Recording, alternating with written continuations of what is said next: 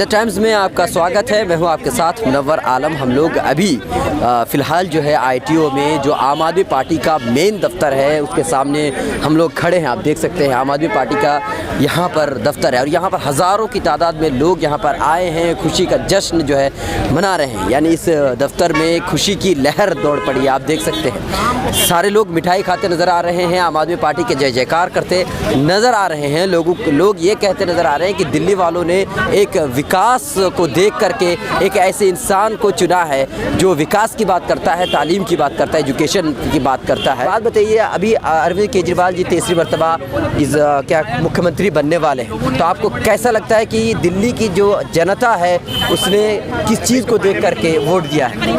लगातार तीसरी बार जनता का भरपूर प्यार मिला है अरविंद केजरीवाल को। अरविंद केजरीवाल ने जो राजनीति चेंज की है, अरविंद केजरीवाल ने शिक्षा और स्वास्थ्य पे काम किया है। जनता ने भरपूर प्यार दिया है शिक्षा और स्वास्थ्य को देखते हुए। हिंदू मुसलमान को ना देखते हुए कोई मुद्दा नहीं था। अच्छा, एक बात है कि क्या दिल्ली की जो जनता है उनको मुफ्तखोरी की आदत है, इसी वजह से ऐसी बात कही जाती है? आपने सुना होगा। सर, भारतीय जनता पार्टी ने एक मुद्दा उठाया था मुफ्तखोरी, मगर अरविंद केजरीवाल ने सिंपल सा एक ही शब्द बोला था कि आपका पैसा आपको हम वापस दे रहे हैं। शिक्षा के माध्यम से, स्वास्थ्य के माध्यम से, पानी के माध्यम से। बड़े बड़े एमपी जब पॉकेट में जाते हैं और विदेशों का दौरा करते हैं, वो क्या अपने घर से पैसा लाते हैं? जनता का पैसा उड़ाते हैं, सारा का सारा जनता का पैसा वो उड़ाते हैं। अभी हमारे किसी MP ने ही अभी हाल ही में मुख्यमंत्री ने, किसी भाजपा के मुख्यमंत्री ने अभी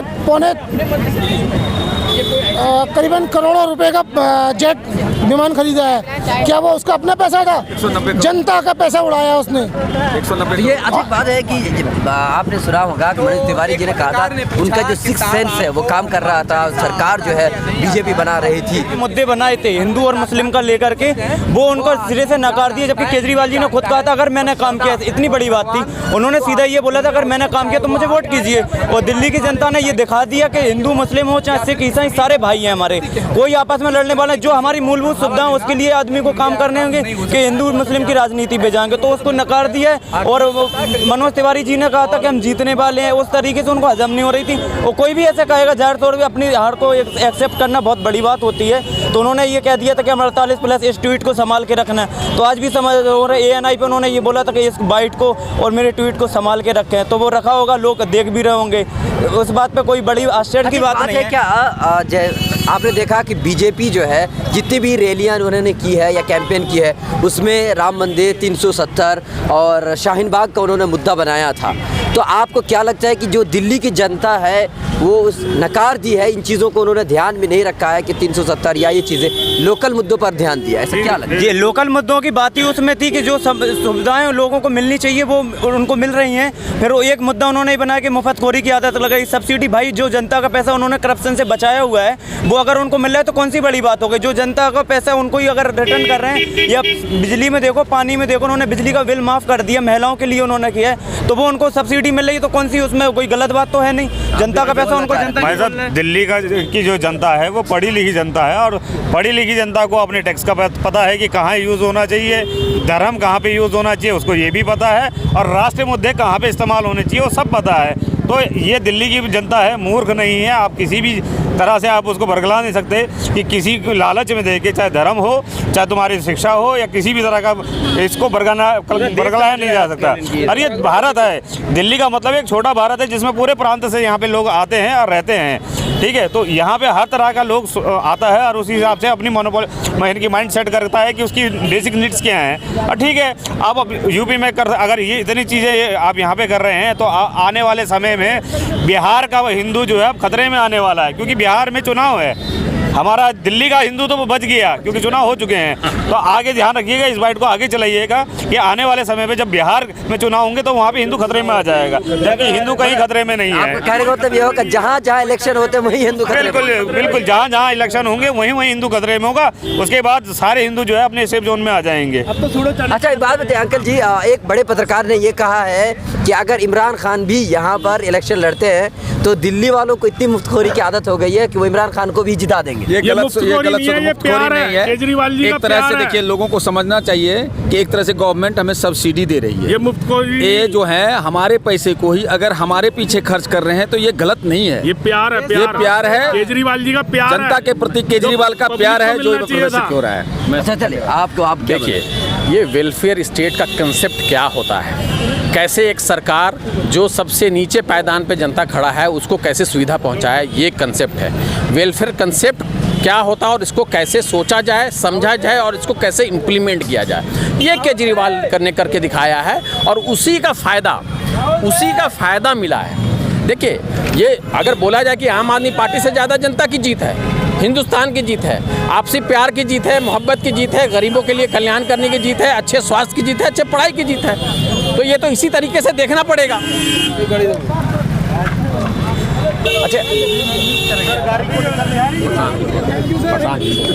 थोड़ा साइड हुई, प्रशांत किशोर थोड़ा इधर देख। चलिए, अच्छा एक बात है, चलिए दोबारा, तो आपको क्या लगता है कि जो दिल्ली की जनता ने जो कुछ दिखाया है, दमखम दिखाया है, तीसरी मर्तबा अरविंद केजरीवाल मुख्यमंत्री बन रहे हैं, तो इसका असर बिहार के इलेक्शन में कुछ पड़ने वाला है? देखिए, इसका असर बिहार में नहीं पूरे हिंदुस्तान में पड़ने वाला है। अब ये चीज़ इस्टेब्लिश हो गया है कि काम की ही राजनीति चलेगी। ये जात पात और जो बिखराव की राजनीति है, तोड़ने की राजनीति नहीं चलेगी। तोड़ने की राजनीति पे जोड़ने की राजनीति बिल्कुल हावी हो गई है और निकम्मेपन और जुमले की राजनीति में सच जो है आज के दिन में जीता है और काम करने, विकास की बात होगी, बिल्कुल मुल्क की विकास की बात होगी। जो विकास की बात करेगा, जो पॉजिटिव नैरेटिव सेट करेगा, उसी को लोग जनता सुनेंगे और बाकी चीज़ों से लोग उब चुके हैं। पिछले आप 10-12 साल से देखेंगे, हिंदू मुस्लिम जात पात बांटने की लड़ाई हो रही है, कभी पाकिस्तान की बात करते हैं ये लोग। इन सारे बातों से लोग उब चुके हैं। जनता अब ये सुनना नहीं चाहती है। जनता चाहती है कि जब हमसे सारी टैक्स और सब तरह की सुविधाएं सरकार लेती हैं तो क्या सरकार सिर्फ अपने लिए लेती हैं? आज के दिन में देखिए, बाकी सारे स्टेट में भी जितना काम हो रहा है, तो जितने भी नेता हैं, ब्यूरोक्रेट हैं, इनके लिए तो बल्ले बल्ले हैं। जनता वहीं के वहीं है सब जगह। तो जनता को मुद्दे को लेकर के जो जनता को ऊपर करेगा, जो जनता को आगे बढ़ाएगा, जनता के बुनियादी सुविधाओं पे काम करेगा, जनता उसी को आगे बढ़ाएगी। ये नैरेटिव पूरे नेशन में सेट होने वाला। अच्छा एक बात बताइए, जब रैलियाँ निकल रही थी, अमित शाह जी ने एक रैली में उन्होंने कहा था कि इतनी ज़ोर से बटन दबाइए कि करंट जो है शाहीन बाग में जाके लगे, तो आपको क्या लगता है कि ये करंट अभी किसको लगा? देखिए, इसमें जो है ना एक आप जब रैलियाँ में बहुत गौर से देख रहा था उनकी रैलियों को भी, तो रैलियों में ही इतना बड़ा फर्क था। एक रैली में जनता खुद शरीक हो रहा है, एक रैली में 500 से जितने लोग को खरीद सकते थे उतनी ही भीड़ नजर आती थी। 20, 25, 30, 50 लोग से ज़्यादा कहाँ उनकी भीड़ नजर आती थी? कोई जनता उनके यहाँ नहीं था, खरीदी हुई भीड़ उनके यहाँ थी। तो ये तो सबसे बड़ा फर्क था। तो ये देखना होगा कि जो जहाँ तक शाहीन बाग का ये समझा जाए कि मुख्यमंत्री अरविंद केजरीवाल जी ने लोगों को रोड पर खड़ा कर दिया, जो दूसरे मतलब क्या ये बीजेपी के हैं, कांग्रेस। आपको छोटी सी बात बताऊं, मैं अपने अगर अड़ोस पड़ोस की बात करूं तो कल शाम में लोग ये बोल रहे थे कि यार रात भर नींद नहीं आएगी। ये जनता का सोच था। वो जनता इतने जुड़े हुए थे अरविंद केजरीवाल से। अरविंद केजरीवाल क्या हर जनता से मिलते हैं? वो शायद अपने कामों की वजह से सब लोगों से नहीं मिल पाते हैं, लेकिन वो उतना घूमते भी नहीं हैं। वो अपने कामों में इतना व्यस्त रहते हैं, लेकिन ये दिल के जुड़ाव को कौन तोड़ेगा? या आपस का मोहब्बत और प्यार है, इसको कौन तोड़ेगा? तो ये इतनी आसानी से अब ख़त्म नहीं होने वाला है और सबको बदलना होगा, लेकिन खाली बोलने से भी काम नहीं चलेगा। जो आज के दिन में अगले 5 साल में आपको लगता है कि अरविंद केजरीवाल जी फिर से जो पिछले मुद्दे थे, जिस तरह से उन्होंने काम किया है, अब अगले 5 साल वो काम इसी तरह से करेंगे या फिर? देखिए, पिछले 5 साल भी जो उन्होंने किया है, खाली घोषणा पत्र पे नहीं किया है। घोषणा पत्र से भी 4 कदम आगे बढ़ के काम उन्होंने किया। फ्री औरतों के लिए, महिलाओं के लिए फ्री बस सेवा की, जो उनके घोषणा पत्र में नहीं था। इसी तरह के कई काम थे जो घोषणा पत्र में नहीं था, वो भी इन्होंने किया। ये खाली दिल्ली में नहीं खत्म होता जा रहा है, ये पूरे हिंदुस्तान में खत्म होगा। अब ये तुष्टीकरण की राजनीति नहीं चलेगी। तोड़ने वाली राजनीति कितने दिन चलेगी? नफरत कब तक चलेगा? नफरत के ऊपर हमेशा प्यार हावी हुआ है और प्यार की जीत होने ही वाली है। यानी कि बहुत बड़ा मैसेज है इससे। बहुत बड़ा मैसेज है, बहुत बड़ा मैसेज है। यहाँ पे क्या जात पात पे उन्होंने बार बार बीजेपी वालों ने कोशिश किया कि ये जात पात की राजनीति में आ जाए। इनको बार बार कोशिश किया गया कि इनको शाहीन बाग लेकर के आया जाए, लेकिन इन्होंने मजबूर किया, इन्होंने अपने पिच पे उनको आने के लिए मजबूर किया और वहीं ये बॉलिंग की और पिटते रहे। तो ये तो बड़ी आसान सी बात है। मेरे भाई साहब ये भी है कि आम आदमी पार्टी का बार बार आप तो कह रहे हैं कि आम आदमी पार्टी ने इस तरह से नैरेटिव सेट नहीं किया, लेकिन कभी कभी हनुमान चालीसा भी पढ़ते अरविंद केजरीवाल जी नजर आते हैं, तो इस वक्त क्या समझा जाए? देखिए, ये हनुमान चालीसा पढ़ने वाली मैटर जो है वो सबको पता है वो क्यों हुआ। किसी ने उन्होंने पूछा कि आप मंदिर से आए हैं तो आपको हनुमान चालीसा आती है। आज ये वंदे मातरम बोलते हैं, आपने कितने वीडियो देख लिए कि कितने भक्तों से वंदे मातरम पूरा सुनाने के लिए बोला और वो एक लाइन तक नहीं सुना पाए। इवन आप सीए और सीएआर के समर्थन में जो भीड़ इनकी आई वो सीए का फुल फॉर्म नहीं बता पाए।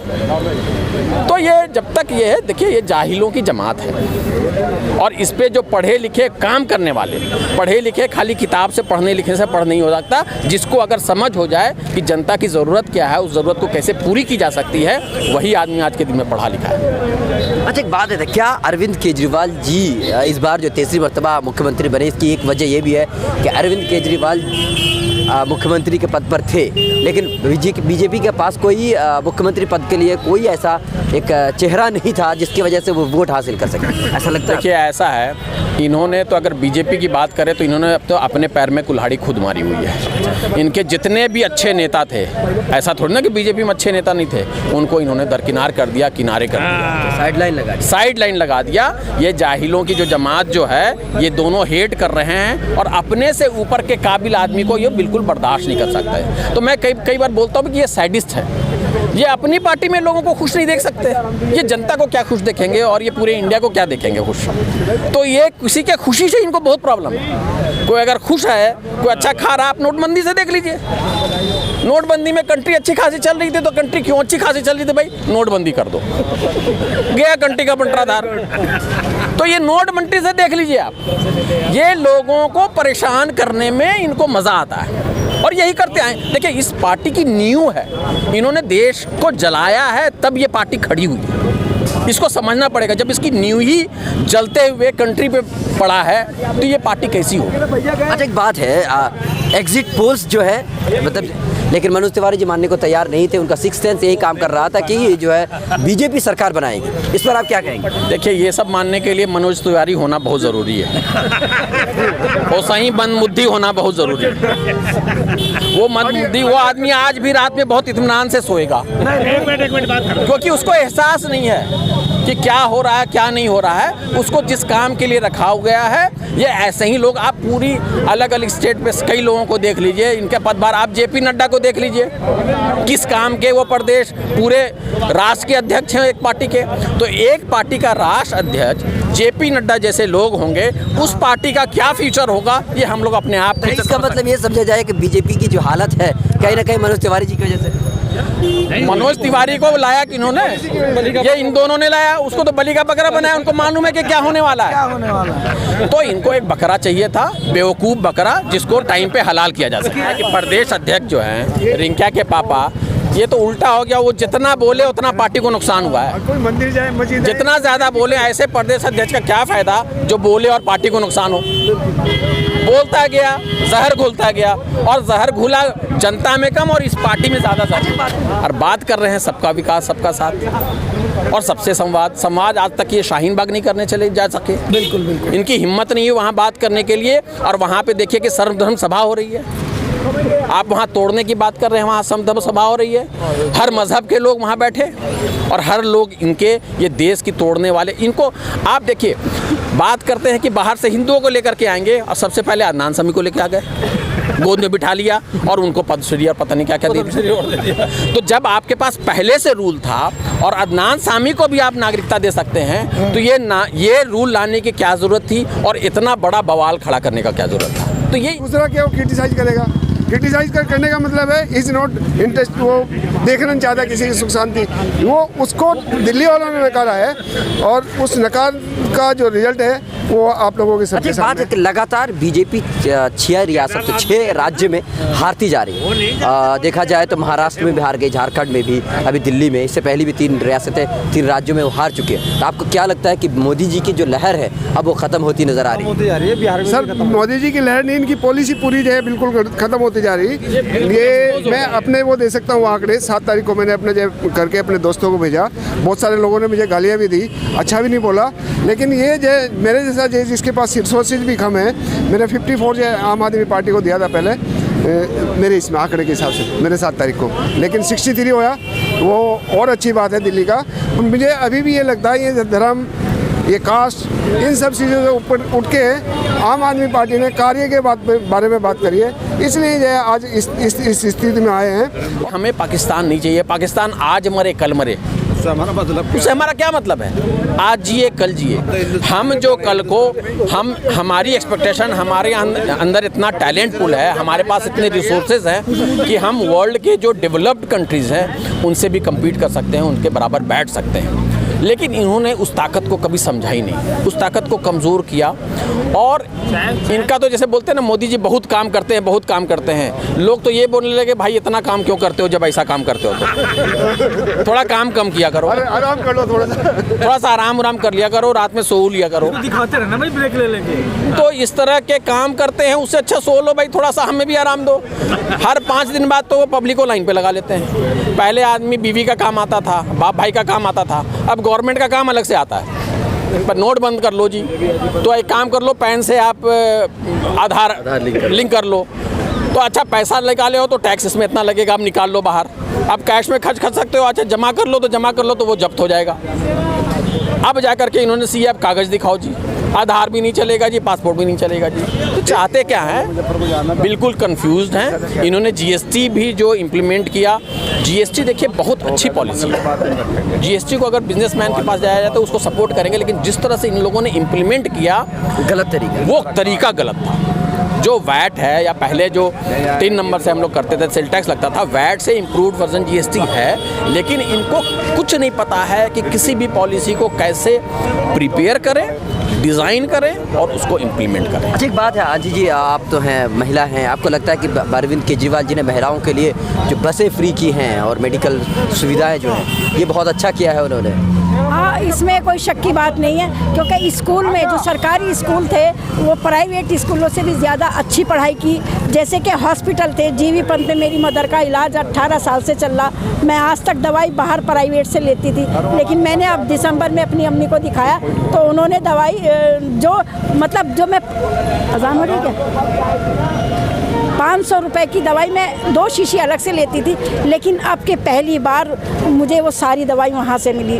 ये छोड़िए, सबसे बड़ी अहम वो बात है सच्चाई और ईमानदारी और एकता। हिंदू, मुसलमान, सिख, ईसाई को जो आपस में बांटने की कोशिश भारतीय जनता पार्टी कह रही थी कि बटन दबेगा वहाँ पर करंट लगेगा शाहीन बाग पर, तो आज कुदरत ने दिखा दिया कि शाहीन बाग की महिलाओं ने करंट कहाँ लगाया है। पूरे हिंदुस्तान की राजधानी ने करंट कहाँ लगाया है। और उस पे उन्हें अगर थोड़ी सी भी हो, हिंदुस्तान के प्राइम मिनिस्टर साहब अपने उन नेताओं से अब भी वक्त है, उन्हें चैलेंज करें कि वो ऐसी भाषाएं नहीं बोलें कि गोली चलाओ गद्दारों की। उससे तो मतलब सही हो सकता है शायद बीजेपी। तो बहुत बहुत शुक्रिया। अच्छा एक शब्द हो रहा जी बताइए। मोदी जी को तो अपनी माँ का ये इमोशनल टच देने में भी शर्म नहीं आती। नोटों के वोट में टाइम पे, नोटबंदी के टाइम पे एक सिर्फ 4,000 में क्या इनका खर्च चल जाएगा क्या? 4,000 के लिए अपनी मदर को लाइन में लगा दिया, दिखा दिया जी इमोशनल टच देने के लिए मेरी मदर भी लाइन में। ये इस तरह की जो इनकी राजनीति थी वो सब लोग जो है अब नकार रहे हैं। कब देखें। चल आप बोलिए। मोदी जी तो जब से पावर में आए तब से ऊट पटांग बातें करते आ रहे हैं। कभी नोटबंदी में जो है कोई देश को फायदा नहीं हुआ, कभी भी देख लो आप जो है। और ऊपर से जो है इमोशनल टच देने के लिए इन्होंने अपनी मदर को ही लाइन में लगा दी। क्या 4,000 रुपये के लिए वो अपनी मदर का काम चल सकता है क्या? लोग हाँ, प्रधानमंत्री की माँ एक इमोशनल टच देते हैं। दूसरी बात ये कहते थे, देखो इनके जो भाई हैं वो भी जो दुकान करे, छोटी छोटी दुकान करे, एक छोटी सी नौकरी करे। Is it possible? एक प्रधानमंत्री इतना नालायक है, अपने भाई को भी वो अपनी तनख्वाह में से थोड़ा पैसे दे देता तो वो भी प्रॉपर वे में रह सकता था। चलिए बहुत बहुत शुक्रिया।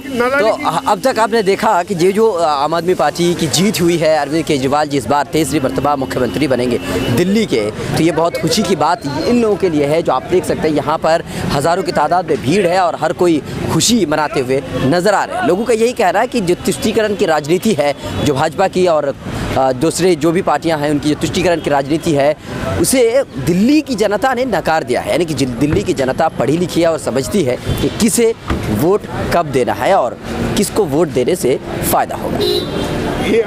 मिलर टाइम्स की वीडियोस देखने के लिए यहाँ क्लिक करके सब्सक्राइब करें और हाँ, बेल आइकन जरूर दबाएं।